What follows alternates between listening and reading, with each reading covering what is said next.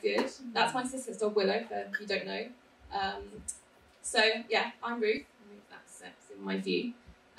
So obviously I'm in a wheelchair, you can see that. I've got a genetic condition, a connective tissue disease. It affects me all over my body, causes lots of complications and affects multiple organs, meaning lots of hospital admissions. And in the last 5 years, we calculated averagely, I spent over around 2.5 years in hospital as an inpatient, that is, not including day cases and surgeries and everything else. I've also been in intensive care a lot, so I've had lots of complications. This can range from infections, to sepsis, to seizures, to arrests, to surgeries, to nutrition, to everything. So for a little numbers game, this is just a few facts I found about myself. 10 is the amount of times I fought sepsemia, which is a blood infection. And out of none of those times, a couple of times it's turned to sepsis, which you might have heard on the radio, on the news, which is when your body starts to shut down. And if not treated within a golden hour, it can be and is fatal. 5 is the amount of respiratory arrests I've had, which is when you stop breathing. And if I hadn't had intervention, within a few minutes you get brain damage and you can die. 8 is the amount of times I've been in intensive care on 8 admissions. And 3 is the amount of times I've been on life support in individual times and come out alive, which is a very good thing and a miracle in its own sense. So sometimes my doctors don't even quite know how I'm alive, but I'm glad I am. 2 is the 2 times I've had CPR performed on me and still being here to tell the tale. 30 plus, put the plus in there because I can't even count how many, is the amount of centralised I've had, which is big lines that go into your heart to give you medications. And too many surgeries, procedures to count, otherwise I would be here for like 25 minutes. And that's just a small insight. I don't know how your mornings are. Some of you make up and be ready to go, get that coffee and be off to work. Some of you may be like, oh, turn the alarm off 3 times and you get up really slowly. Well, my mornings are a little bit different. Every morning, I wake up, breathe, first of all, that's a good sign. Hope I've not been sick of myself overnight, which can happen a lot. Start the morning medication, so multiple tablets to be crushed, liquids to dose up, 10 to 15 syringes worth of medication to keep my heart, bladder, bowels, immune system and chronic pain in check. Then give all these medications through a special tube which sits in my small intestines, and then do all the other morning treatments as I turn this page over. Then deattach the old feed, reattach the new feed, flush one of the tubes, empty, wash all the syringes with help because otherwise I would literally be by the sink the whole day. Have a shower if I've got the energy, empty all drainage bags, measure the input, measure the output, attach new bags, clean tube sites, change old stoma, put new stoma bag on, make sure that's okay, put other dressings on as needed, as dependent, then get dressed, do makeup if I'm going out that day, if not just put hoodie and trackies on, if I'm feeling up to it. In between all this, check your obs, heart rate, temperature, things you have done in hospital to make sure there's no infections brewing, because a simple cold is just a cold to you and everyone else, but a cold for me can be really serious. And then I make it from the bed to the sofa and I transfer and I lie down and I breathe. And then I think, okay, what am I going to do? So I'm up to you're getting out of bed, alarm off, coffee. But all that has to be done every single day, even before I can think what I'm going to do with my day. And by that point, I am exhausted. It wasn't always like this, though. I did have illness as a child, but it was deteriorated around 18, 19. And that's when my life was turned upside down. Before that, I had plans, I had dreams. I was just like any young woman at that stage of my life of freedom, of independence. I wanted to be a paediatric nurse, have a gap year first, go to uni, get a job. And I did start that. I was volunteering in London at Great Ormond Street and I loved it. And then I got a job as a support worker at the epilepsy centre. I mean, and then I developed seizures later on, so that's just ironic. But I had a goal, you see. I had a kind of plan, a little weekly plan. It was a plan, first of all. And then it came crashing down, like a ton of bricks. And my purpose, just in that moment, was just to survive. It wasn't to think the future, even tomorrow or the next hour, it was just to survive. And you fast forward 5 years, and I'm here speaking to you now. But in those 5 years, so much has happened. In a nutshell, my body is failing me, and it is rubbish. Physically, so much has changed. I'm now a full-time wheelchair user. I can't stand. I can't walk. I have 4 permanent tubes and lines in my body, inserted into my abdomen, my pelvis, and my chest, which help my struggling bladder and bowels and heart and help me go to the loo, feed me medication, and give me all my drugs and nutrition. All the things we just do naturally, we don't think about. It's natural, it's automatic. My body's a bit like a spaghetti of wires and tubes. And sometimes you just have to laugh or cry when you're trying to connect your tube up and you realise you're connecting the wire for your phone or your laptop plug. I'm like, no, that's not going into my abdomen or stomach. And you just have to laugh or cry because sometimes that is the only way you get through. And it's one of the best medicines, as our family say. And I also say a lot, just keep swimming. Because when I first got unwell, people said, get well soon, or, you'll get better. And it's really hard because we kind of know chronic, we kind of know acute illness, like broken leg, oh my gosh, or terminal illness, mostly cancer. We don't know the in-between where you have a long-term illness and it's not going to kill you, hopefully, but it has more risk than the average person. So I say, just keep swimming, just keep going. Just the next day, next hour, sometimes literally next minute, just keep going, just power on forward. Doesn't matter how slow you go as long as you keep moving forward. But emotionally, it turns your world upside down. Friends went off, went to uni, did the right thing, try to stay in touch. Some of them did, some of them didn't. And I was just in that hospital. I was just fighting to get through the next day, fighting to stay alive. My mum had to stop working, become my full-time carer. The whole family moved up here. And I myself lost touch with who I am. Who was I besides now just ill? Everyone around me pitied me, looked at me as just sick. And you see that look on their face, like, oh, hi Ruth, yes. Like they look down, they can't give eye contact, they kind of pat me like I'm a dog. I'm not a dog, I'm still a person. But what was my purpose anymore? How can I find one when my daily life is just battling to stay alive? The truth? You struggle. I struggled. I'm not going to sugarcoat it, sit here with you all. It's hard, it's really, really hard. And at times you feel like you just want to scream and cry and shout, and I still do that, and my family and friends can vouch for that. I absolutely still do that, and sometimes it feels like I've been in this black hole, and I'm never going to come out of it. And I refer to it a bit like going through grief. Grieving the person I was, the person I used to be, the things I could do, and the healthy body I did have. The darkness isn't going to go away, though. How much I beg and plead and wish, there is no cure. I cannot get around that fact. But that doesn't mean there can't be light. That doesn't mean there can't be hope, does it? So how do I live with this? How do I find my purpose in this world all at the same time? Well, firstly, we all have a purpose, and it's not down to what job we do, how much money we earn, how big our house is, or if our outfit or hair was on point that night when we went out, or how many likes we get on our social media page. In those moments, they may seem important, and they are to a degree. But let's look at the bigger picture here. A quote from one of my favourite role models, Claire Winefield, who unfortunately passed away from CF, cystic fibrosis complications, last September. She said many, many amazing things, but one of my favourite quotes of hers is, death is inevitable for us all. But living a life you are proud of is something you can control.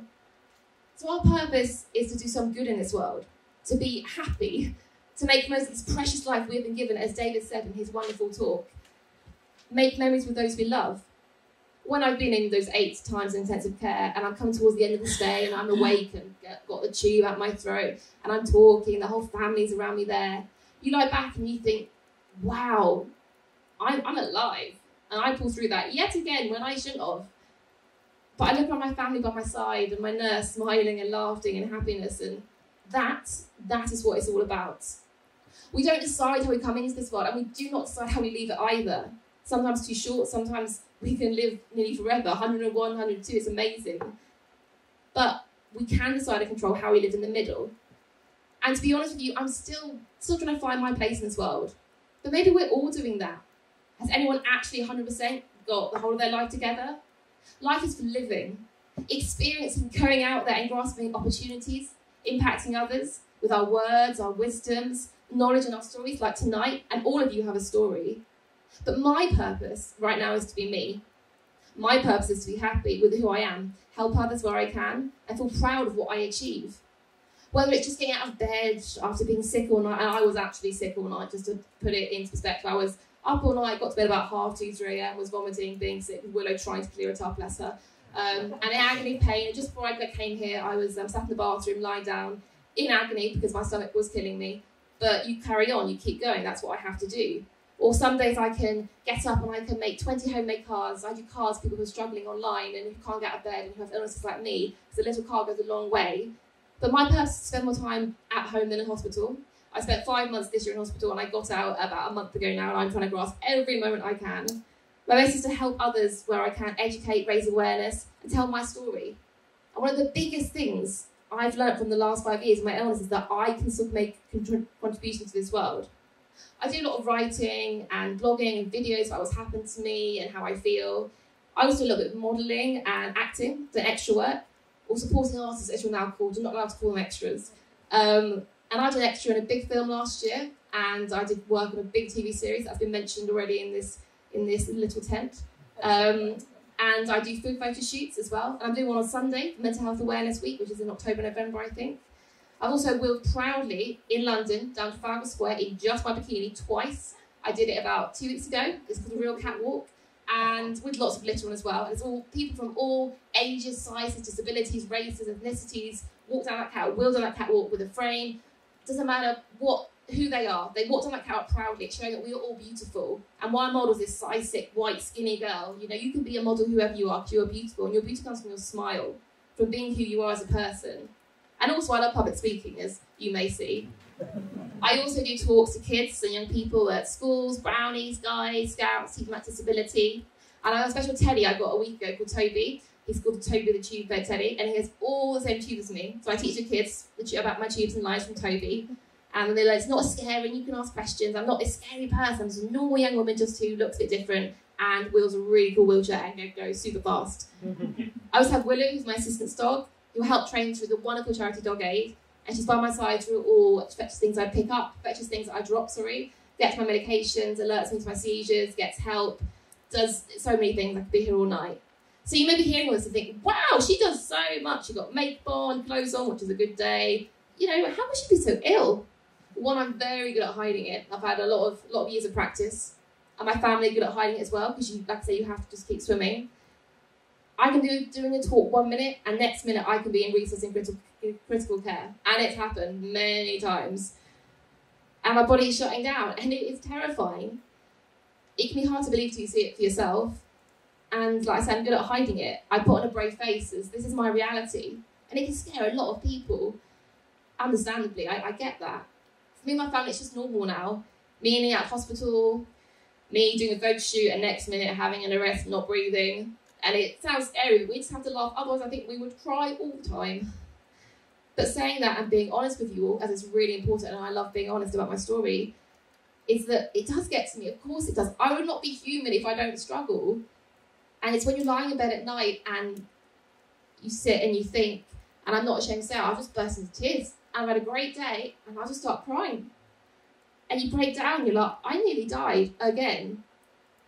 That was so close again.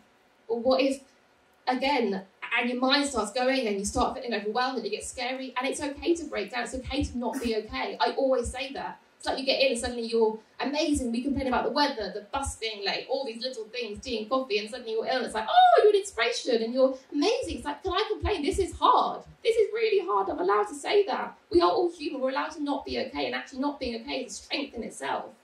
My life is so fragile, but all of life is in the end. All of life is fragile. I'm just a little more unlucky than others, that mine is a little bit more than so. Then I'm also so lucky on the other hand, that I appreciate life. That I've seen life, I've nearly not seen life, and so I appreciate life so much more. And I wouldn't be the person today without my illness. I don't know if I would be me, who I've become now, how I can support others in similar situations and be a role model to a younger generation. And without it, I wouldn't be speaking to you here today. My writing in particular, which I love to do, is to help people. And I'm still amazed at the power that just my words alone can have. Online, in a card, in a blog, in a video, when you're out dog walking and you speak to a stranger or a friend. Words are so powerful. Everyone, every single one of you has a story to tell. And never underestimate the power you have within that story and the power this can create. For so long, I thought I had lost my power. I lost my spark, and who was I anymore besides just ill, the sick girl, the one in the chair, the one with that tube? And illness-wise, I can't change what has happened to me. I wish I could, but I can't, so I have to just keep going, keep swimming. And it doesn't mean I've lost my power. In fact, it's just changed direction, and actually it has got stronger for me. Because I'm going to continue to share my story, to speak out, today I'm speaking to all of you and hopefully impacting you just a tiny little bit. If one person goes away and remembers my story and tells their child or goes, oh, I remember that, or took one word or sentence from my story, I have done a good job, as you will take from all of these incredible stories tonight. But I'm going to speak my words and make sure I'm heard for not just me, but everybody who's fighting a battle out there. So, my full-time job is coping with my illness and all the life-threatening complications. And one day, it could come down like that. So I live for today. And I live a life I am proud of, and I encourage you to do the same too. Try to do something good to help others and to make a difference every single day. Thank you for listening. Thank you.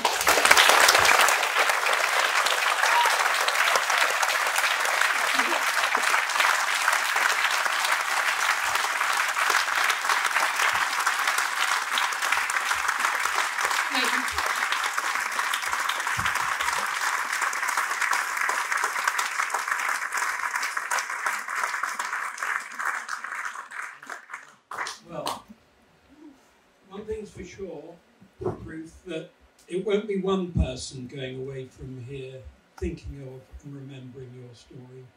It'll be 130 or 40 people, everybody that's here.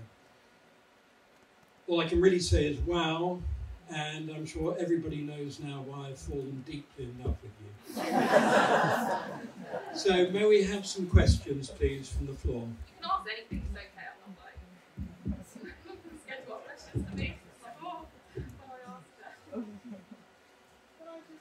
Yeah, it's not actually a question, but you represent one of the categories of people that can be one of the invisible ones we heard about earlier.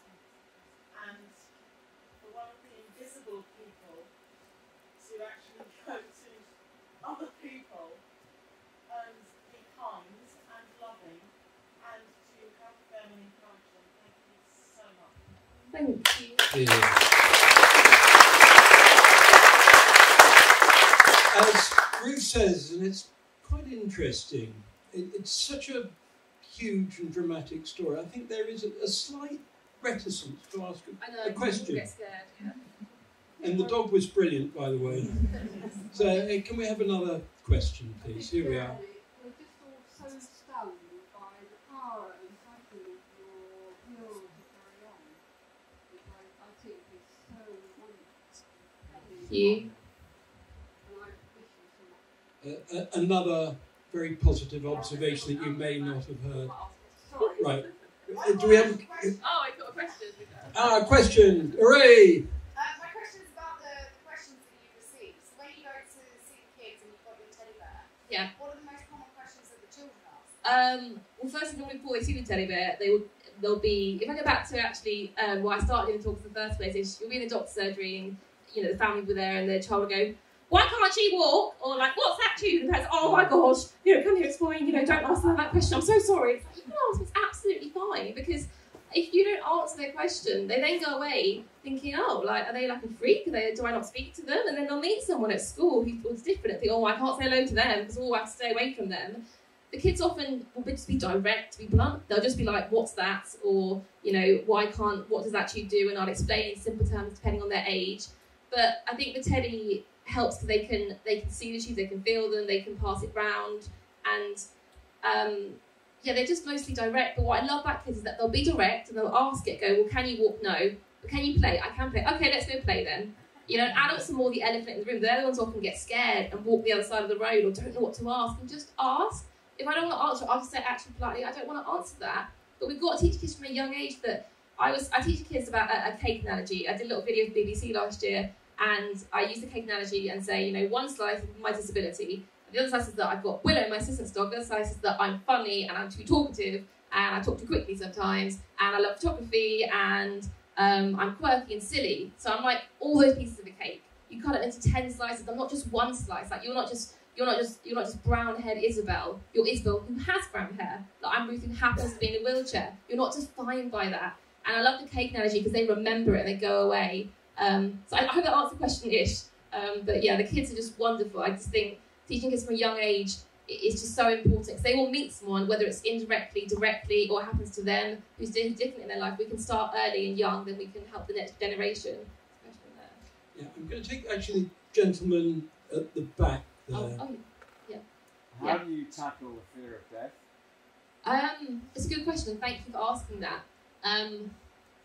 I think I tackle it I've had psychology, like within being intensive care. When you're in for times like Mum Make Me, you have psychology. Unfortunately, there's not enough funding for enough psychology sessions in the NHS, but they do their best. I think talking about it, being honest, because we don't talk about it again, we kind of shy away from it, and then it makes me feel like, can I not talk about it?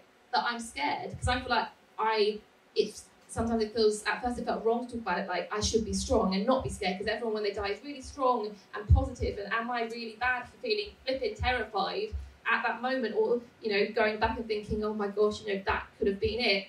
So I think it's talking about it, being allowed to be upset and be scared, and it's okay to be scared, and they have amazing, my nurses are like my family in hospital, they're my second family, I spend so much time there, and so I can talk about it and be honest, and not being afraid to discuss those things. And I am very blasé and humorous, as my parents will tell you, and I will sit in the desk and go, I'd like this played at my funeral, and half of it is jokingly and half of it is real, because it's really difficult. And at a young age, like I say, it's not like you're going to die in 6 months' time, but it could, any of those problems, infections or complications could kill me, and that is really hard to take in. I think it's allowing me to talk about it, allowing me to be scared, talking with the right people, like psychologists who are amazing, and nurses, and my family, but also my family having someone to speak to, because people forget when you're ill, like Dave will know, it's not just hard on you as a patient, and when you're ventilated, you're asleep, you don't know half what's going on, and it's the ones who sit there at your bedside day in and day out, and they need support as well. Often it's so important people ask, like, when they see me, like, how's your mum, or ask my mum, Chris, are you okay, or Michael, are you okay, because it's hard on them as well, and they get forgotten about in the invisible people, because it's like, you're ill, you're the one who's important, which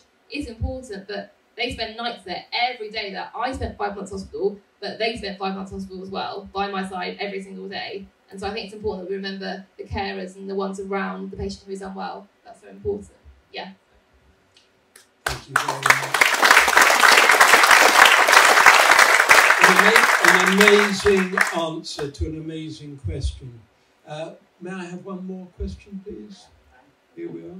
Sue. Ruth, you said earlier that you give talks to children. I have a friend whose granddaughter suffers from a condition which just meant she was at times at Great Ormond Street. Yeah. And she was at times in a wheelchair at a school not too far from here, with an otherwise very good academic reputation. But this young woman was subject to bullying among some of the children at the school, because of being different. Yeah, exactly. And it would appear from the account I heard that the school did not respond very well to when this was brought to their attention, and the result was that she moved to another school. Yeah. And I just wonder whether, this might be an isolated case, but I wonder to what extent teachers work with children and observe interactions. Yeah, and I think bullying is unfortunately too common these days, especially with social media. It's becoming even more common because you can't go home and switch off. It's there everywhere you go. I think, as you say, when you're different, or you get picked on for just anything these days. But I think it's like education, and it doesn't mean it can't stop bullying. You can't say it will never happen, but they don't know. So if we actually educate them and give them the information and teach them at a young age, I think we can at least help to try and stop that bullying and raise more awareness about us all being different, and about inclusivity. And I do, when I do talks to kids, we play normal volleyball and sitting volleyball talk to be as show difference, and how do you carry a drink in a wheelchair, and I wouldn't come along and just lift you up or pat you on the head, so you wouldn't do the same to me. And just trying to make these kids, give them ideas, like sitting in a wheelchair for an hour or being blindfolded for 5 minutes to see what it's like to be in someone else's world, because we don't know what that's like, and to give these kids an insight, and sometimes that might help them to realise, wow, I didn't realise that. And I'm not saying it can eradicate bullying, but there's little things we can do, and I believe it's all the little things we do which build up to the big things. And like with all these talks, talking more and raising awareness and kind of passing on that light. We all have a light, I believe, and we kind of pass it on invisibly. And you go and say to your husband, I had this talk today, and then that husband will tell someone at work, and work tells somebody else, and you are passing it along without even realising. And that's something about all of your stories and everything we do in life. We're passing on that knowledge and awareness and wisdom. And I'm always scared. I said to Mum, my first time when I woken up after the first coma and ventilation, I'm scared of being forgotten. I'm scared. I said to my dad, I said he's got a very high, powerful job, and when he, a long time away, has his funeral, it'll be like, oh, he did this great job and won these awards, and he did all these amazing things. I'm thinking, well, what will they say at mine? I don't have a career at 25. I do all these things, but I just think my career defined me and was my purpose, and I'm learning and slowly learning to accept that it's not about that, and that when you die, it's about the people around you, the memories you make. In the end, that is what life's about. It's not about all those other things. It's about the people we love, people who love us, and making memories and being happy. And that is what life's about. And I was scared I won't make a difference, but I feel like I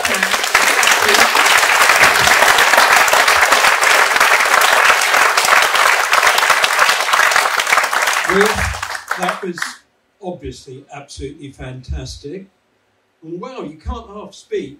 Luckily, everything you say is fabulous, and I know I was looking around the audience here and everybody was hanging on your every word and emotionally involved, so thank you so much. We're going to wrap things up now, ladies and gentlemen, and do feel